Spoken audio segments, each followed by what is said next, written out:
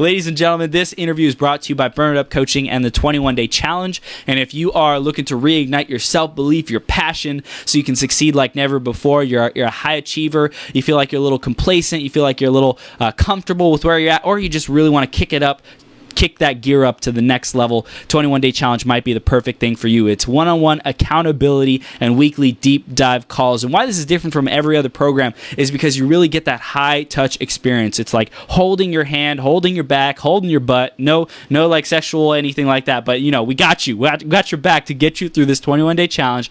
Get clear on your focus and really achieve your goals. So if you're interested in that, send me a message. beyourgps.com/21-day challenge is where you can find that. You can send me an email, burnandlearnnow@gmail.com, or find me on Facebook. Either way, wherever it is, would love to have you join the program. If that's of interest to you, looking forward to talking. Next is the iTunes review of the week, and this is by Hall of Diamonds. And he says, "This is your GPS.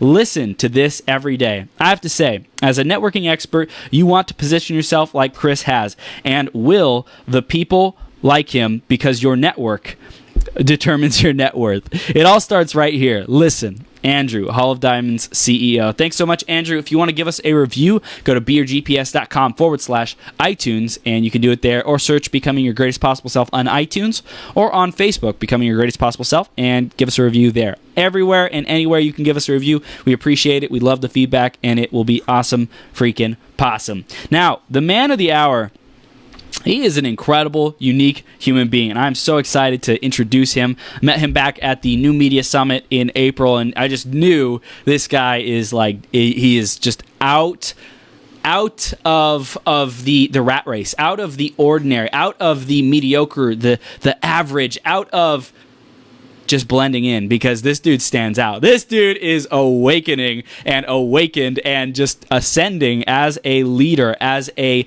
spiritual being, as just an incredible, loving human being. So you definitely want to stick around, because Iain is going to be sharing some wisdom, and some of it you might not even understand, but stick around till the end, because you will get the whole complete picture as much as possible, and I'm sure he'll tell us how we can stay connected and find out more at the end. But his intros is quite unique. I usually get some first-person introductions, like, I am this is what I do, and I change it to third person. But because he submitted it in the first person as a poem, I was like, oh my gosh, okay, I gotta keep this. So I'm gonna read this. This is epic, and then I'll bring him on the screen, because I know you guys are so excited. Or if you're listening to the podcast, just hang tight, be patient, because he's coming on in just a bit here. Iain Grae, I am the usher. There is no other. I am here to bring forth the experience of heaven and earth. It has been written in stone. My presence alone attracts divine wealth, love, money, connection, and health. Tuned into a frequency from far beyond, my voice casts spells, no desire for a wand. My words have laser precision, truth from within, beyond religion. With silence I may speak, noise makes talk cheap. Delving into the deepest of deep, perspective from highest, I preach. In service of all that is great, I commit myself to ushering state. And oh my goodness gracious, Iain, are you ready to rock this? Oh, I am so ready. I feel like I'm always rocking it now. It's so freaking awesome. Just a constant state of rocking it, a 24/7 presence of unconditional rocking it and love, and just showing up, man, as your greatest possible self. Iain, you are now live on Becoming Your Greatest Possible Self. Thank you so much for showing up today and just being you, man. I'm so grateful to be here, and I love the way you read that mantra or creed. It's actually the Usher's Creed. Wow. And I was practicing reading it in different ways, and when I was walking on the beach, and I memorizing it and figuring it out. And the way you did it, like even the hand gestures, was like what I ended up with, and I was like, hell yeah, like this guy's fine. We're vibing, man. I love it, dude. So we start off every episode by asking about the theme of the day, and today is my pain is your gain, aka wisdom, right? And at first I was kind of like touchy about this. I was like, oh, pain, like why is my pain, my suffering, someone else's gain? That's kind of like ugh, you know. But then I thought about it and said, okay, well, there's wisdom that we get to experience, we get to grow through, we get to ascend through these different levels. So I'm curious, Iain, for you, how does that concept of my pain is your gain and wisdom, how does that show up for you, man? It's actually really interesting because it kind of meshes with the topic of like what has been unveiled to me recently, and it has to do with the construct that everything is a manifestation. I'm projecting everything out, and everything is my mirror. So anything that I see that's an error in someone else is actually truthfully an error in me, and vice versa. Wow. So my pain is actually revealed through the eyes of the other, or the illusion of the other. So it's completely in alignment, because that's where the access to greatness is looking at where those errors are. Man, I love it. So it's like the people are mirrors, right? People are mirrors for us, and when we recognize that they're mirrors, then we shape our actions and our responses based on what is showing up in our reality. And if we understand that my pain is your gain, then we can turn our mirrors, so to speak, when these people show up as unclean, unpolished mirrors, as dirty mirrors, then we could say, okay, so I'm still dealing with this. I'm still not yet clear or complete or healed from this. So I get to work on myself through the reflection of someone else as a mirror, as a dirty or unclean mirror that reflects back to me what still has yet to be clean or to be completed or to be healed. And then that becomes someone else's gain. That becomes someone else's, benefit that I've done that work. So now I get to share that love, that transformation, and also start to attract better people into my life. Is that, I probably added and, changed some of what you said around, but what are your thoughts on that? Yeah, there's I would say 90% accuracy, and then the other 10% would be distinctions, which we're going to discuss today. So I know I'm going to already confuse people like crazy. And by the way, if I confuse you, great, I'm doing my job. Confusion is a gift. It's the mind attempting to understand a new paradigm. So it's such a great gift to actually be confused, because that allows me to actually shift into a whole new way of being. So I kind of like to spend my life almost perpetually confused in the paradox of all that is, because anything I say, it may or may not be accurate. It's just my experience. So try it on, see if it works for you. I feel like I'm in heaven on earth. And that's right.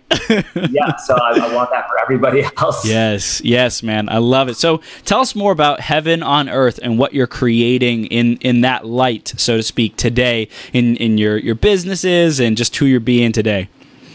Yeah, so it's actually really interesting to have this conversation from the place that I'm at right now, because a week ago I would be talking all about Evolve Life and the membership program, practices that I've learned to do personal development and how I've broken it down to know myself better. But now I've had like a complete full-on illumination and awakening. Like I see the truth so freaking clearly, as life is like a perpetual unfolding. So I used to think of life in this term of like, I'm going to live to be 80 or 100 years. The truth is I am life. And I'm infinitely creating. So now also the things that were so important before aren't important anymore. And they start dropping away. So as far as like business-wise or whatever, I got the message. I'm getting a house in Costa Rica. I'm working on the paperwork for that right now. It's this giant mansion on top of a mountain overlooking the ocean. Everything opens up. It's actually very similar to what Petya was talking about earlier, if you were watching that. And I was like, oh, when they see this, they're going to their eyes are going to go on fire. And I'm calling it the Temple of Light.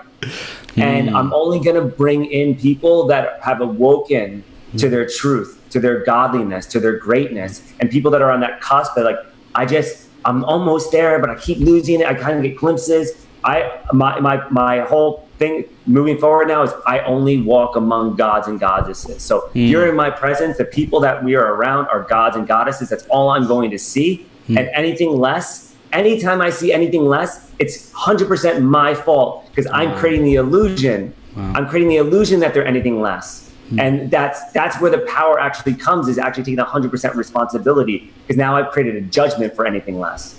So it's a little interesting dynamic I've never looked at life before, and it's just so much clearer. It's so much cleaner. Wow. Beautiful, beautiful, man. I love it. So you caught us up a little bit on Evolve Life, and I want to go back into the journey a little bit to explain to people, how did you get to where we are today? You know, like, I know you were doing motocross, you had some really cool things happen. So tell us about a little bit about that journey, so people who don't yet know you can get connected with you and understand, okay, so Iain's like flying high on life, you know, like every day is a, 24/7 orgasm, body orgasm, that, life is amazing. We were talking yesterday, I was like, yes, man, that's awesome. Let's go. Everyone all over. Let's go. So you weren't always like this, though. So tell us about a little bit about that evolution that happened. Yeah. So that's a great question. And it will roll into some of the my pain is your gain as well. So, I grew up in like a middle-class family, a little bit lower than middle class, blue-collar parents, like worked for the railroad, worked for the city, were at the railroad. So I got that kind of mentality ingrained in me when I was growing up, as I remember it. So I remember hearing that we didn't have money, and that was the reason why we didn't buy anything. Like, it was anytime I asked for something, we don't have money for that. We don't have money for that. We don't have money for that. Growing up, it's hard to get money. You have to work hard for money. Money doesn't grow on trees. All these sayings that just are complete nonsense. And at the time, though, they were 100% truths. And then when I was 8 years old, my father, I was asking him for a motorcycle. And he's like, listen, when you can buy yourself a motorcycle, you can have one. And something changed as a result of that. All of a sudden, a light bulb went on. Boom. Oh, wait, I can control this. It was like the first moment that I realized that I had responsibility in life, that I could create what I intended to.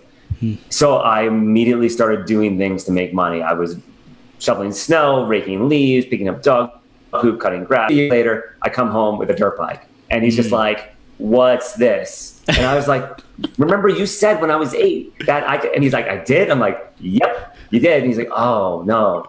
So that was like my first moment of like entrepreneurship and realizing that I could manifest things. And I did it in a very 3D way. Like, I went out into the world and did things to bring things forth.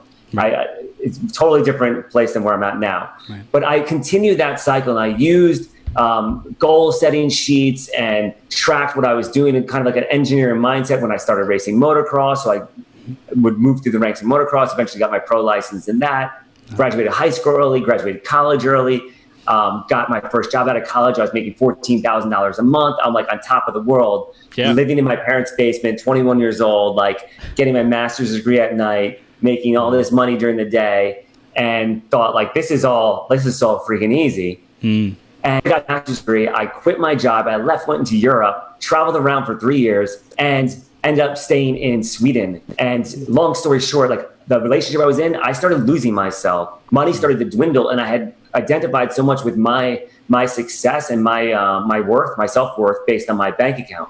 And I just completely destroyed and undermined that relationship. And of course, I looked at her, and it was all her fault, right? That she wasn't doing this, she wasn't doing that. And I was creating this whole situation. In the time, though, I was unaware of this. And in the time, I was like completely blinders asleep. Like, anything outside of me was a cause for any pain going on inside of me, and everybody else should fix me.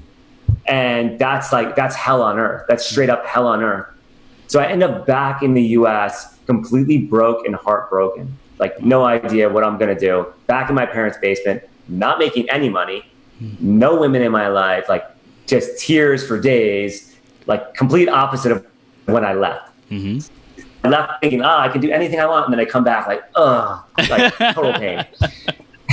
I had to borrow money from my parents just to be able to get a motorcycle so I could get to the train station, so I could get to work.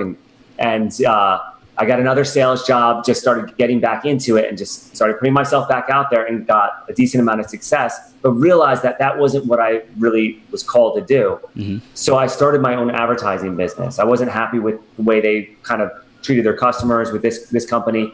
And I just started blowing up. And within 3 years, I was selling that for 4 times of what I had put my goal setting sheet to do, and retired basically by the time I was 30. So here I'm 30 years old. I'm single. I'm a multimillionaire. I have a penthouse in Miami. I have a beautiful luxury condo in New York that's like floor-to-ceiling glass. Elevator opens up into the kitchen, kind of thing, like boutique building. I'm on top of the world, and it didn't last long though. Like all of a sudden, 6 months later, I realized I had no purpose in what I was doing, and I was like getting bored. Like there's only so many nights a week I could go out drinking, and only so much pot I could smoke, and so many M&Ms I could eat. So, and only so many girls to hang out with. So I got back into racing motocross. I realized that gave me some purpose, and I ended up buying a motocross track in Texas, moving out into the middle of nowhere to resurrect this motocross track, and then getting a drag strip in Texas and resurrecting that. And at the same time, though, I surrounded myself with the most negative mindsets, and I was actually creating it all because I wasn't on my purpose, and I didn't know what my purpose was. I thought I was on my purpose, and I started recreating Howlin' Life. I started watching Alex Jones and Zeitgeist every single day, and just really more escaping from the world and living to my fullest self. So I was like in a constant state of depression. And then I'd come out of my tomb of my house and then go out and work and attempt to create something beautiful. And then for some reason, everybody was on my back telling me, you know what you should do? And I would beat myself up all freaking day long. I had this not enough belief, that I wasn't appreciated belief, that I'm not loved. And unless I'm doing something bigger than selling a company for $40 million, then it's not even an achievement anyway. So I couldn't find joy in anything I was doing, and I was terrorizing everybody that came right before me. So that was kind of the summary. And then I walked myself out of that and back in heaven here. And I now have deconstructed everything I was doing that was creating that experience, and it was all 100% my fault. Yeah. So what was the process of walking yourself out? Because you like were high. It don't sound like you were a high achiever in sales in the beginning, and you kicked butt in high school, college, graduated early, and then like you got defeated because you didn't know what you didn't know. You had blind spots. You were still asleep, so to speak, and unconscious to what you were blaming and putting the power in outside of you and pointing everywhere outside, but not seeing the power and ability to create your reality within. And then you started having a lot more success after you came back, hit that like rock bottom moment, started having more success. You got acquired property, acquired businesses, but it still wasn't enough. So what was it that woke you up out of that not enough achiever hamster wheel that you were on? I mean, I took this slow ride. I took this slow ride through hell. Like it was a lot of different things. One day, I switched from Alex Jones to starting to learn some stuff about quantum physics. I'm like, well, quantum physics is always really interesting to me, and the stars are always interesting. So I started looking at some of that, and somehow I stumbled upon a video that was Christy Marie Sheldon. It's on YouTube, a great video, and it was about expanding my energetic field. And it was a short meditation, and she had led it at A-Fest, this amazing event they do twice, sometimes maybe even 3 times a year now. Mind Valley puts it on. Yep. And I watched that video and did the meditation, and I realized like I've been limiting myself, and I needed to some better content. And my wife and I started listening to some stuff on CDs that she had from the Global Information Network, Kevin Trudeau. He was good. I'm not sure if you're familiar with him. He's one of the guys that was like in the Brotherhood and stuff like that, sharing some of the Masonic information and stuff like that, and the way of thinking that the Illuminated or the Illuminati used to actually control their reality. And I just started absorbing it more. And I also remembered about Think and Grow Rich, a book I read as a child. And I just started picking up things that I actually already knew, but I had just forgotten. And over the course of about 5 years, I started coming out of this hell that I was in, and then all of a sudden experiencing more and more heaven. Beautiful, man. So how did you know, like when you got to this place of, like awakenedness? What were the signs? How did you know that like you had achieved like a milestone, so to speak, of consciousness? Yeah, so it was, I mean, honestly, it was like a perpetual unfolding, and then I would see glimpses of heaven. And even when we met, like I was experiencing it as what seemed like it was like it was more than ever. So it seemed like it was all there. But it was definitely maybe 50% of the time where I was like, oh, life is just so freaking great. And then I would have my dips. And I thought that would be heaven just to even get to 50%, like just be 50% heaven at a time. But actually, it was just last week where I had an amazing breakthrough where I had a full Kundalini arising and completely dissolved my ego and surrendered to my death of all of it. I actually smoked Bufo alvarez, the toad, 5-MeO DMT. And it was probably the 7th time I had done it. I had done ayahuasca probably 14 times, San Pedro a few times, and but always in a ritualistic way as a plant medicine to reveal and access heightened states of consciousness. Because I knew about this idea that we are all one, but I didn't know what that meant. Like it sounded so beautiful, but like what the hell does that mean? And just this last Thursday, I completely broke through and cracked open to my divinity, to my godliness. And now I see godliness in every single thing I look at. As a result of necessarily the medicine revealed it to me. But doing all the other personal development work and cleaning up my doubts, my beliefs, my concerns, my judgments, all these things that were creating this manifestation, and starting to take ownership and starting to take more and more responsibility got me to a place where I could see this deeply, if that makes sense. Yeah, it does. What would you say are the key distinctions that our audience needs to know to be able to access that? I know you have these cities of consciousness that you create an assessment of. I'm sure we'll be giving that to people later, but is that where you want to start with? Like, what do people need to know to distinguish between, or do you want to start somewhere else? Yeah, I think the distinctions, or like ground rules, or whatever maybe somebody wants to call it, it's important for a full awakening experience. Like these got channeled through me. I didn't make these up. I'm giving this to the world because I know that as people start to recognize this, their life is going to become exactly what they desire it to be, because each and every consciousness is creating their own reality. So the first distinction is, and I mentioned it earlier, I don't have a life. I am life, and life is eternal. So this takes away the whole notion I have to get things done. The whole should, have to, must, need, they go away. Like now, it's just now. It's now eternally. There is no time. There would only be time if there was actually an end to the time. But since it's never an end to the time, we are in this infinite unfolding. The second distinction is that there is a God. Some people might call it source. Some people might call him Jesus. Some people might say divinity. And if none of that resonates or vibes with someone listening to this, call it life. It's just the essence of life is the God force. So that's the second distinction. The third distinction is that everything I see is a reflection of me. So who I be, or who I see, is who I actually be. So the reality is, now, this is the trippy part, what might get people tripped up, is that every single thing I see is actually an illusion. There is no other. We are all one. So I am you, you are me, and to use English terms, but really there's only I. There's only I. So it's not we are all one. It actually is I am all with one. I am all as one. So that's the third distinction. The fourth is the idea that, and I kind of touched on it here, was the idea that I'm separate from anything. It's just an illusion.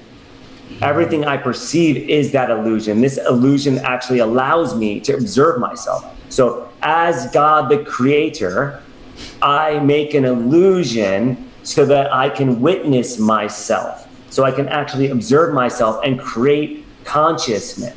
So that's the fourth distinction. The fifth would be, so now if all this is true, then in order to actually make the world a better place, my world, my experience of a better place, it's all that's required for me to do is to change myself, to change my own inner world, my own perception, and choose to see greatness every single place that I am. And the moment that I see anything less, then it's my responsibility, which is the sixth distinction.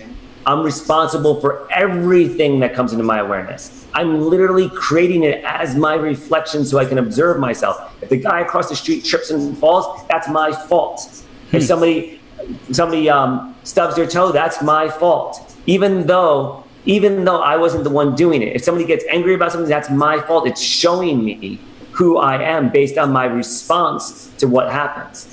So the way to change my outer world is actually to change myself. Like Michael Jackson's song, I'm looking at the man in the mirror, right? Yeah.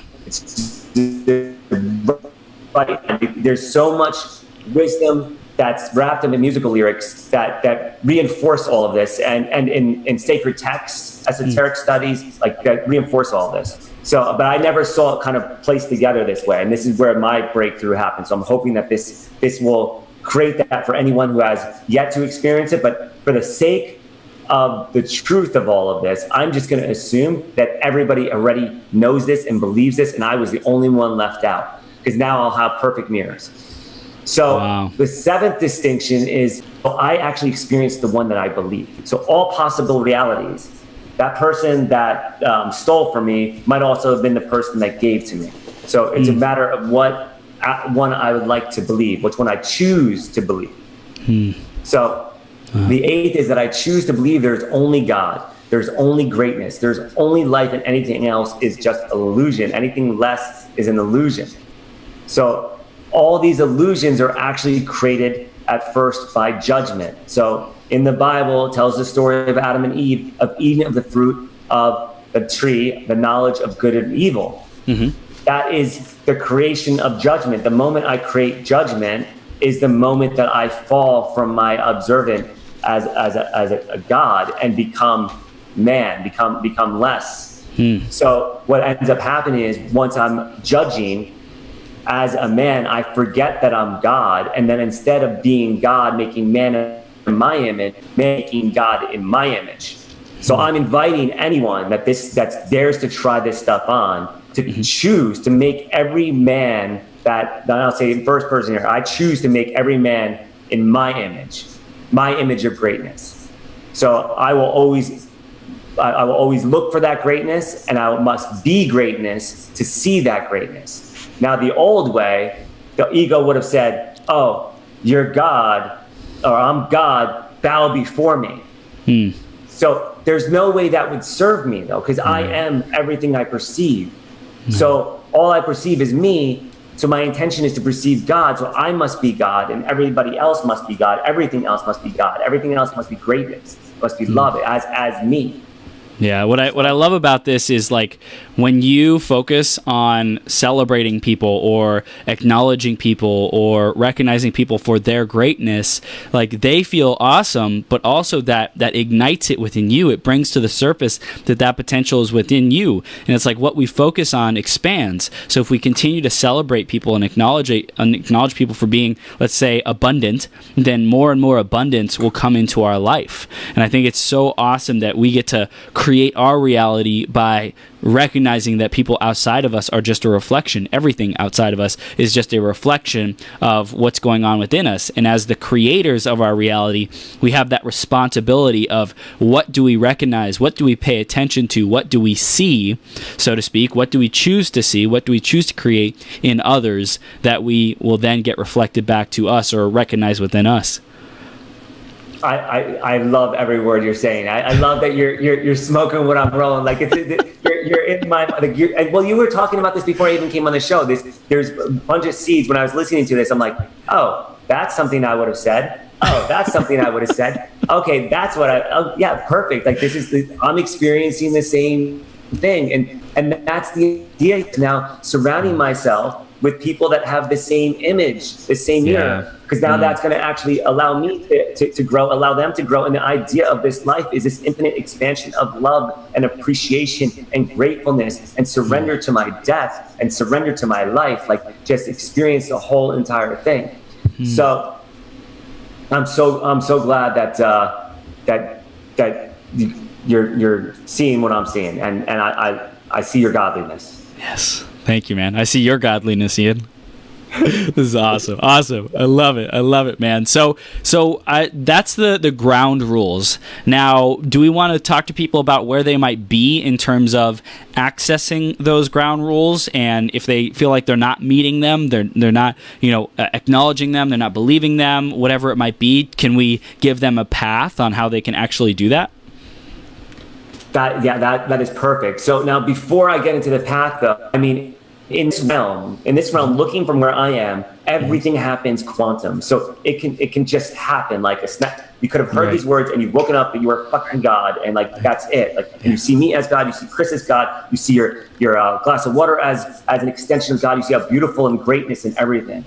So it becomes like, it can happen like that. It's just a choice. It's a choice. Now, one thing that I did though when I started off on this is I was constantly in my spiritual awakening. I was like, where am I at? How far away am I from enlightenment? And it was such a silly question, but it made so much sense in that realm. So from where I was standing, like, that was the question, because I love to measure things. So I started to track things as I started to awaken more, and realized that my language would change based on certain levels of awareness. That the way I experienced the world would change. So in this, I would say the world is happening to me. And that's when I'm like blaming everybody. And then in another level of awareness, I might say it's happening because of me. And it might say it happens for me, or some iteration of that. So looking at so that'd be the experiences. Then, so it's the language, the experiences, where my health is, how my finances are, how my connection with other people is, what my spiritual practices are. There are several different distinctions that would allow me to measure where I am on my path to spiritual awakening, so to speak. So what I actually did was I created and I wrote in first person based on my experience, so that I could reignite and wake myself up in the case I begun to fall asleep again. Because that can happen. Right. Of course it can happen. I think it can happen. I mean, nothing's impossible, right? Right. So I wrote it in the context, like, this is for myself, this is for my children, this is for my family, this is for like the love of greatness. And what I did was, instead of saying there's different stages of consciousness or levels of consciousness, I made it cities of consciousness. Because I didn't want there to be an assumption that any one was better than the other. It's just where I'm living in the moment. And from knowing where I am, then I can actually see where I must go next.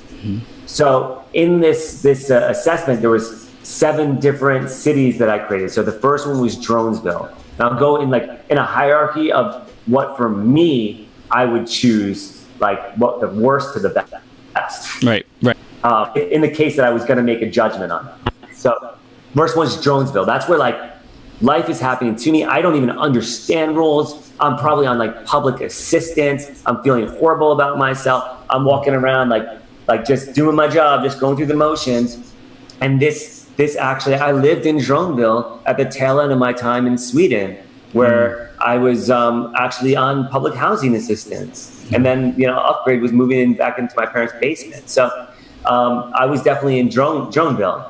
Then the next city would be, I just changed the name of it. It was Victimhood, and now I've changed it to Heavy Hills. And it's really where I was a victim. Like, I felt like the world was so heavy, and I would blame everybody else for my problems. Everybody else. There was nothing that was my fault. It was everybody else.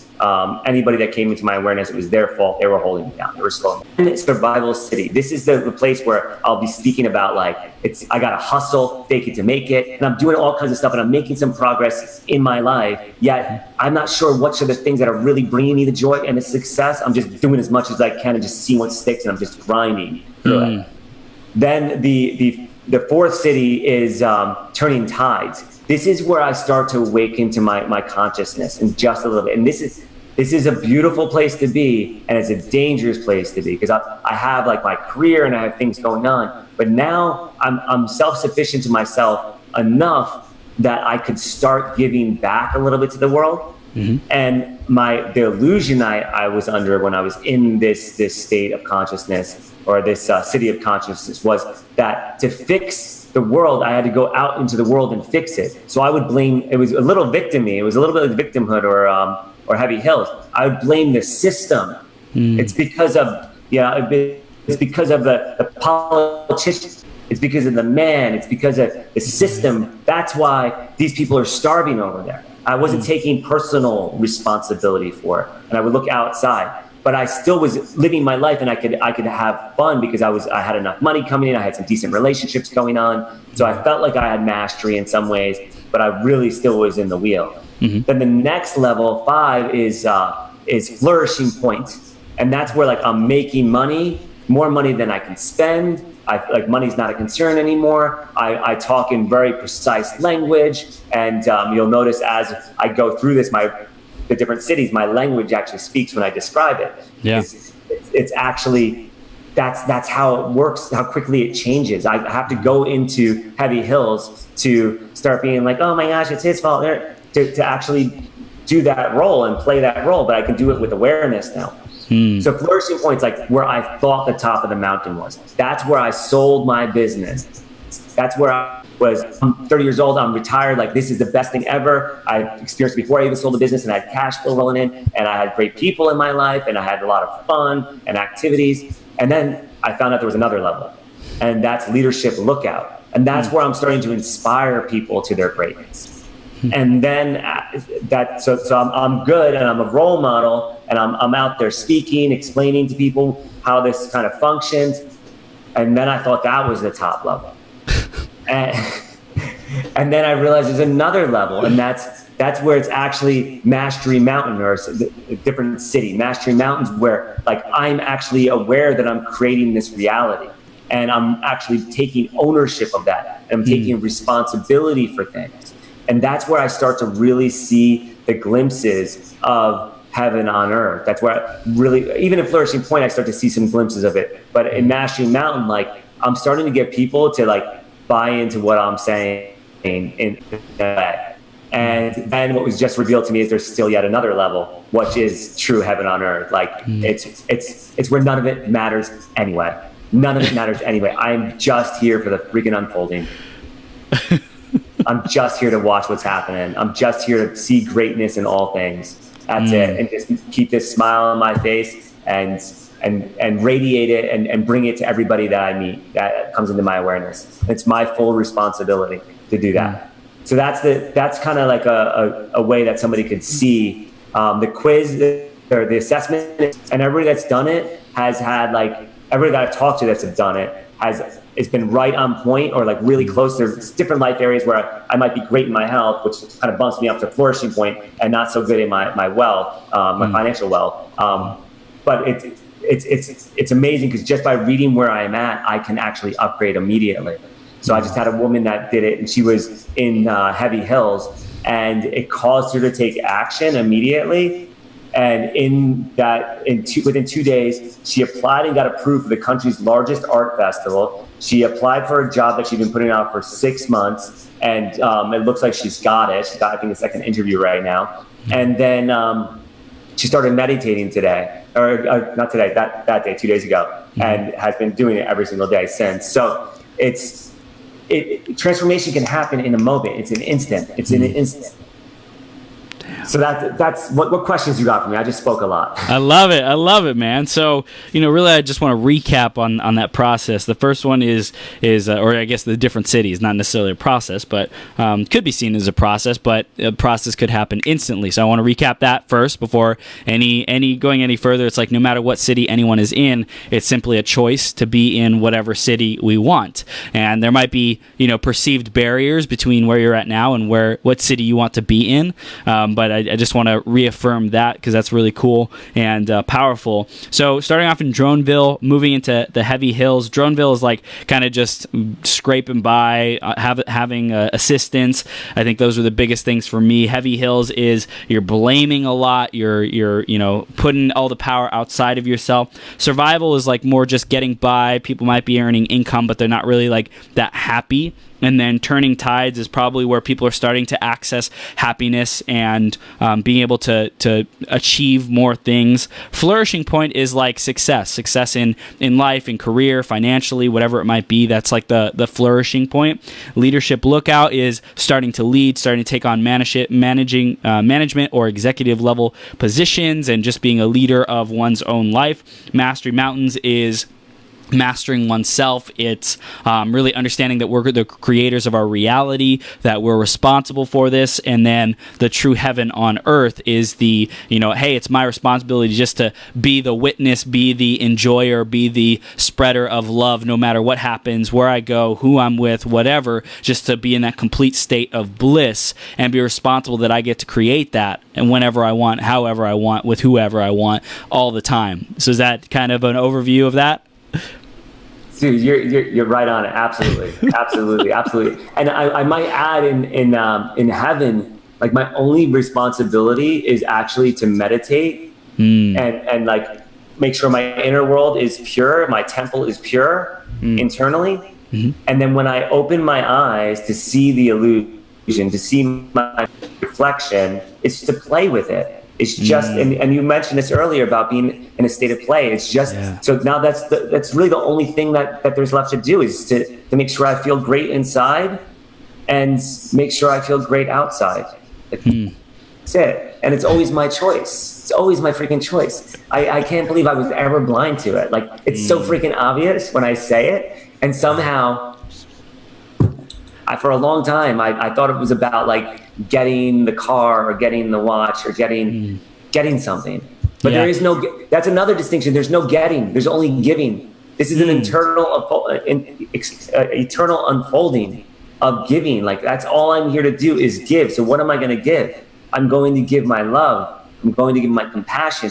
I'm going to give my support. I'm going to give bliss. I'm going to give kindness. So do you give yourself a car if you buy a new car? Yeah, I would say that. Yeah. There's no getting a car. Like, so like the possession thing, I think a lot of people are like, oh, I'm going to get a house. I'm going to get a car. I'm going to get a new computer. Would you, like, does it make that much of a difference if we change the language to, I'm going to give myself a house. I'm going to give myself a car. I'm going to give myself a computer. Language is all of creation. The more intentional I can be with the language, the more that I create exactly what I choose. Yeah. So, and even that car has a consciousness. It's still an extension of me. The reflection isn't only on the people in my life. It's anything that I witness. So when I look at a building and say that building's ugly, guess what? That's saying that I am ugly. Dang. In some way, I'm saying that I'm ugly. I'm condemning myself to hell. As soon as I throw up a judgment, I've thrown up a veil of illusion. Wow. And that's why there's no good or evil. It's just greatness. Because greatness is godliness. Tell us more about what is greatness. What is that, and why is that an important part to recognize greatness, or to be great, or to call in great, or to give great, to experience godliness? Yeah, so, well, I mean, there's been scripture that's been talking about this. God is great. And so long as God is great, then great is God, when there's a statement like that. So all greatness is just the witnessing of creation. So the words are actually really interchangeable. I just use it as like a space holder so that there can be an illusion of separation. Right. Oh my gosh.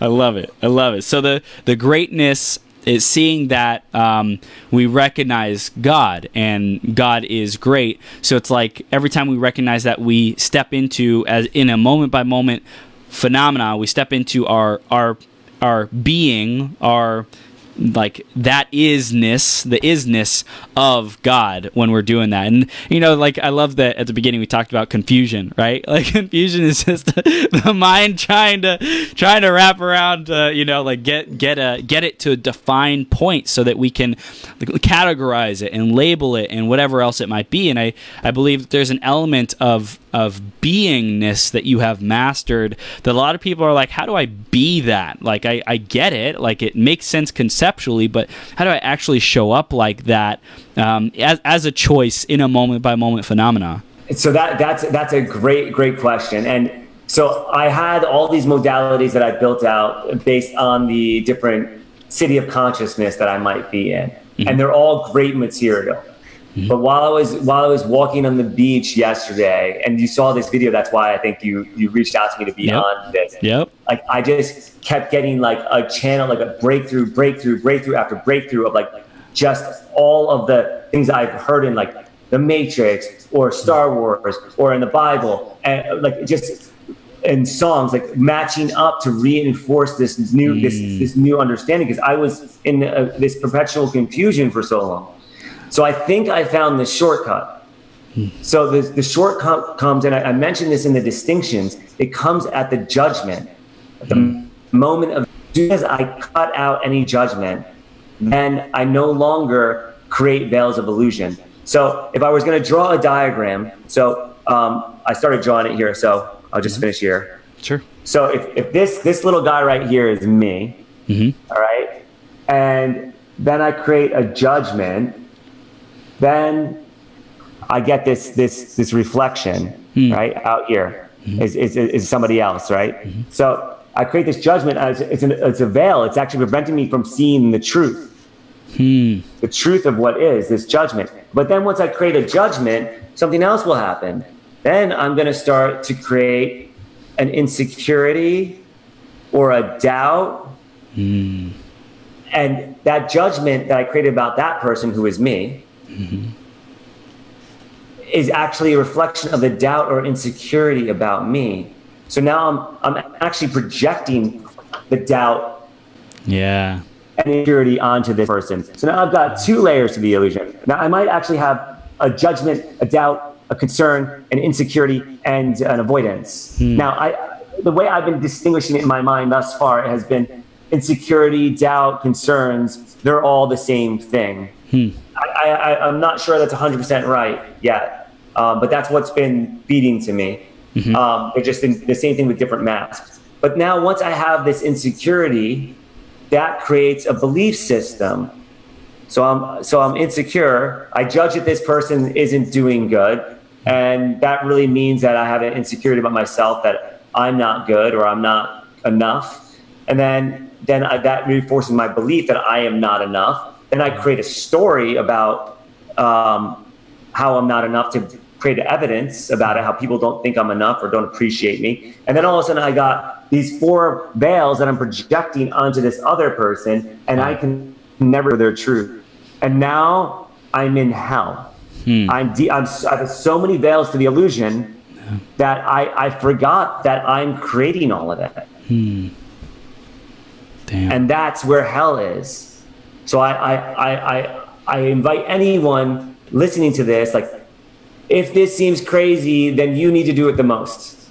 If this is upsetting you, then guess what? Please tell me. Come attack me. Write me a nasty message, because I want to hear it. Because if I get upset, then you're showing me something wrong with me. You're showing me where I have an error. You're showing me where I'm forgetting that I'm God. So come challenge me on any of this. I will keep doing this, and I will keep experiencing what, honestly, I have been in a perpetual state of joy, and money's been coming to me like from random places, and great people have been showing up. And like in my life, I've met amazing individuals, and then I even went and hung out with my friends last night that are normally my party friends, like the people that they're really Miami party people. Like they're doing coke at dinner and getting drunk. Like they didn't even make it to the nightclub yet. They're like blasted. It's just like they're probably doing it before when they even get ready. So I'm like, really, am I going to go hang out with them? Like I should just cut them out. And then I'm like, actually, the truth is, if in the case that I actually have a mastery and I'm really in this heaven on earth thing, then when I go there, I'll experience heaven on earth regardless. And I'm not against anybody getting blasted and doing coke, but what you're going to be complaining about life, that's where the issue comes in. And one in particular would always complain about people betraying him. And I realized, shit, that was me. That was my psychological construct, that people betray me. And I had all these beliefs around people that I'd lent money to that didn't pay me back and had stolen from me and all this stuff. And this whole thing of betrayal. And I gave it all up. I gave it all up last week. I gave up all those doubts, all those concerns, all that bullshit, all those illusions, all those lies. I'm like, if this is really true, then I should be able to go to dinner with this guy and I shouldn't hear a peep. I shouldn't hear a single complaint. Everybody should be like happy. And it happened. Everybody was freaking happy. My waiter was happy. I asked him how he's doing. He's like, this is great. I'm having the best time of my life. And he's my waiter. Wow. And then the kid sits across from me and he's like, yeah, my parents just had me take over as a manager of one of their restaurants. I'm so excited. I just moved back from Colorado. And then the girl sitting next to me is going to tell me how she just got a new job and how she transitioned or she wasn't fulfilling to her. And then the girl across from me that I'd never talked to before was telling me about her life and how great it was. And I was like, this is the same crowd that last time I hung out with them, they were dropping all their insecurities on me. So here I'm in an alternate reality. This is freaking working. This is so working. Oh my God, I am God. Yeah. Was it just choosing before you went out to the dinner that, hey, how this is going to go is I'm going to be heaven on earth. I'm going to be greatness. I'm going to see the greatness in everyone. I'm going to recognize it. And like, I'm going to take actions that support that. Is that like basically what happened? There was an element of putting myself in the mind state that was going to be the case. However, I really just let all of my concerns and my fears in who I am die. I let them all die last week. And when they tried to creep back in, I've been using this process that's unfolded to see and actually got more distinctions to make sure that I was keeping it all at bay, because I had done belief hacking before, but that's only one of the veils, and it's not the root cause. It's actually the tail of the serpent, whereas the judgment is the head of the serpent. That's what's coming to me. So my thinking is anyone who would like to experience this could potentially just stop judgment. Anytime I say, that's good, that's bad, that's right, that's wrong, shut up. That's a judgment. And realize it, and realize why I'm saying it, and put light on it, and be witnessed, be vulnerable. Like, oh, I was just thinking that it looks really funny that you're right now frozen on my screen and your head's crooked and it's covering up. I'm not sure if those are flames or if they're wings or it's a phoenix. So I made a judgment about you that you didn't. Whatever. I don't know. I'm not making one. I kind of forget how to do judgments. No. So I love it. And that doesn't mean that I don't drink coffee, right? Maybe I don't like the taste of coffee. So, and technically, not liking the taste of coffee might be a judgment, but I'm not getting triggered by it and having this belief that something terrible is going to happen because I'm drinking coffee or someone else is drinking coffee.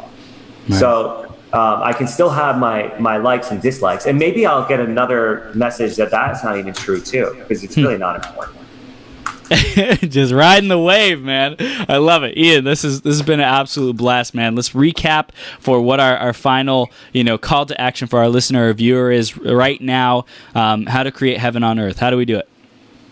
Just stop making judgments. Just stop making judgments about everything.